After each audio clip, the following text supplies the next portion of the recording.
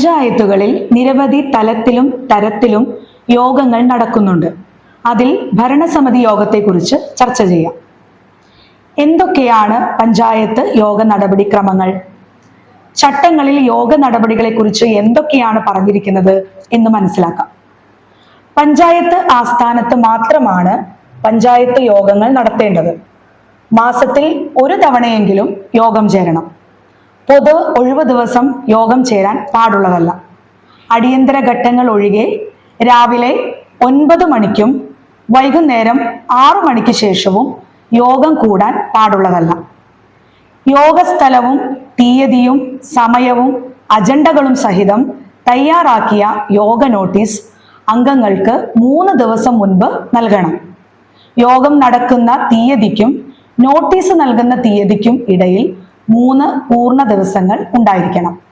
അടിയന്തര കാര്യങ്ങൾക്ക് 24 മണിക്കൂർ മുൻപേ നോട്ടീസ് നൽകി പ്രത്യേക യോഗം വിളിക്കാം. എന്നാൽ ആ യോഗത്തിൽ അടിയന്തര വിഷയങ്ങൾ മാത്രമേ ചർച്ച ചെയ്യാവൂ. ഒന്നിൽ കൂടുതൽ അടിയന്തര വിഷയങ്ങളാകാം. യോഗത്തിൽ അജണ്ടയിൽ ഉൾപ്പെടാത്ത വിഷയങ്ങൾ ചർച്ചയ്ക്ക് എടുക്കുവാൻ പാടില്ല. എന്നാൽ സർക്കാരിന്റെ നിർദ്ദേശങ്ങളും ഉത്തരവുകളും ചർച്ച ചെയ്യണം. ഒരു യോഗത്തിൽ എന്തൊക്കെ കാര്യങ്ങളാണ് ഉണ്ടാകുക എന്ന് പരിശോധിക്കാം. പ്രസിഡന്റിനോടും സ്റ്റാൻഡിംഗ് കമ്മിറ്റി ചെയർമാൻമാരോടും ചോദിക്കേണ്ട ചോദ്യങ്ങൾ, അംഗങ്ങൾ അവതരിപ്പിക്കുവാൻ നൽകുന്ന പ്രമേയങ്ങൾ, സെക്രട്ടറിയും അനുബന്ധ ഓഫീസ് മേധാവികളും നൽകുന്ന വിഷയങ്ങളും പ്രസിഡന്റ് നിർദ്ദേശിക്കുന്ന വിഷയങ്ങളും ഉൾപ്പെടുത്താം. അജണ്ട പ്രസിഡന്റുമായി കൂടിയാലോചിച്ച് സെക്രട്ടറിയാണ് തയ്യാറാക്കേണ്ടത്. ഓരോ അജണ്ടയെക്കുറിച്ചും സെക്രട്ടറി തയ്യാറാക്കിയ നിയമപ്രകാരമുള്ള വിവരണങ്ങളാണ് അജണ്ട കുറിപ്പ്. അജണ്ട കുറിപ്പ് യോഗ നോട്ടീസ് നൽകുമ്പോഴോ മീറ്റിംഗിന് മുൻപോ ആ വിഷയം ചർച്ച ചെയ്യുമ്പോഴോ നൽകേണ്ടതാണ്. അതാത് വിഷയത്തിന്മേൽ തീരുമാനമെടുക്കാൻ അജണ്ട കുറിപ്പ് സഹായിക്കും. യോഗം വിളിച്ചു കൂട്ടാൻ അംഗങ്ങൾക്ക് എങ്ങനെ ആവശ്യപ്പെടാം? പഞ്ചായത്തിന്റെ വിജ്ഞാപനം ചെയ്ത അംഗസംഖ്യയുടെ 1/3 അംഗങ്ങൾ ആവശ്യം വ്യക്തമാക്കി ഒരു നോട്ടീസ് പ്രസിഡന്റിന് നൽകണം. പകർപ്പ് സെക്രട്ടറിക്കും നൽകണം. പ്രസിഡന്റ് 10 ദിവസത്തിനകം ഈ ആവശ്യത്തിനായി പ്രത്യേക മീറ്റിംഗ് വിളിച്ചു ചേർക്കണം. അഥവാ ഈ സമയത്തിനുള്ളിൽ മീറ്റിംഗ് വിളിച്ചില്ലെങ്കിൽ ഈ അംഗങ്ങൾക്ക് മറ്റുള്ള അംഗങ്ങളെയും സെക്രട്ടറിയെയും അറിയിച്ച് മീറ്റിംഗ് വിളിക്കാം. നോട്ടീസിൽ പറഞ്ഞ വിഷയങ്ങളല്ലാതെ ഒന്നും ചർച്ച ചെയ്യാൻ പാടില്ല. കോറം എന്താണ്? യോഗം നടത്താൻ പങ്കെടുക്കേണ്ട കുറഞ്ഞ അംഗസംഖ്യ. പഞ്ചായത്തിന് അനുവദിക്കപ്പെട്ട അംഗസംഖ്യയുടെ 1/3 കോറം. കോറം ഇല്ലാതെ യോഗം കൂടരുത്. ഇടയ്ക്ക് വെച്ച് കോറം നഷ്ടപ്പെട്ടാൽ മീറ്റിംഗ് നടപടികൾ തുടരരുത്. മീറ്റിംഗിന് നിശ്ചയിച്ച സമയത്ത് കോറമില്ലെങ്കിൽ അരമണിക്കൂർ വരെ കാത്തിരിക്കാം. തുടർന്ന് കാത്തിരിക്കാൻ ഹാജരായ അംഗങ്ങൾ വിസമ്മതിച്ചാൽ യോഗം മാറ്റിവെച്ചതായി കരുതാം. പഞ്ചായത്ത് യോഗങ്ങൾ പരസ്യമായിരിക്കണം. പൊതുജനങ്ങൾക്കും പത്രപ്രവർത്തകർക്കും സന്ദർശനം അനുവദിക്കും.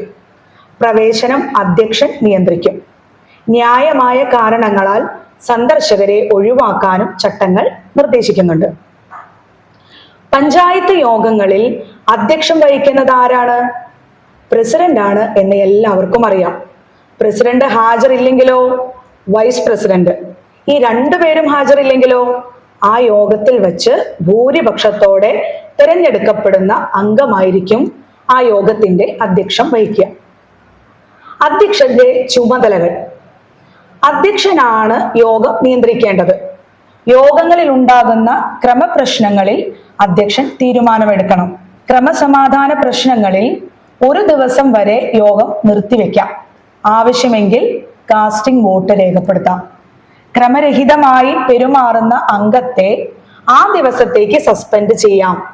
ആവശ്യമെങ്കിൽ യോഗത്തിൽ നിന്ന് പുറത്താക്കാം. ഒരു വിഷയത്തിന്മേൽ വോട്ടിംഗ് നടത്തുമ്പോൾ അനുകൂലമായും പ്രതികൂലമായും വോട്ടുകൾ തുല്യമാകുന്ന സംഗതികളിൽ അധ്യക്ഷന് ഒരു കാസ്റ്റിംഗ് വോട്ട് കൂടി ചെയ്യാം. അതുകൊണ്ട് തുല്യമായി വോട്ടുകൾ ഒരു സന്ദർഭത്തിലും ഉണ്ടാവുകയില്ല. ഒരിക്കൽ പഞ്ചായത്ത് എടുത്ത തീരുമാനം 3 മാസത്തിനുള്ളിൽ മാറ്റണമെങ്കിൽ പഞ്ചായത്തിന്റെ മുഴുവൻ അംഗസംഖ്യയുടെ 2/3 ഭൂരിപക്ഷം പ്രകാരമുള്ള പ്രമേയത്തിലൂടെ വേണം. എന്നാൽ മനുഷ്യജീവനോ സുരക്ഷയ്ക്കോ ആരോഗ്യത്തിനോ ഹാനികരമായതും നിയമപ്രകാരമല്ലാത്തതുമായ തീരുമാനം എപ്പോൾ വേണമെങ്കിലും മാറ്റാം. കേവല ഭൂരിപക്ഷം മാത്രം മതി.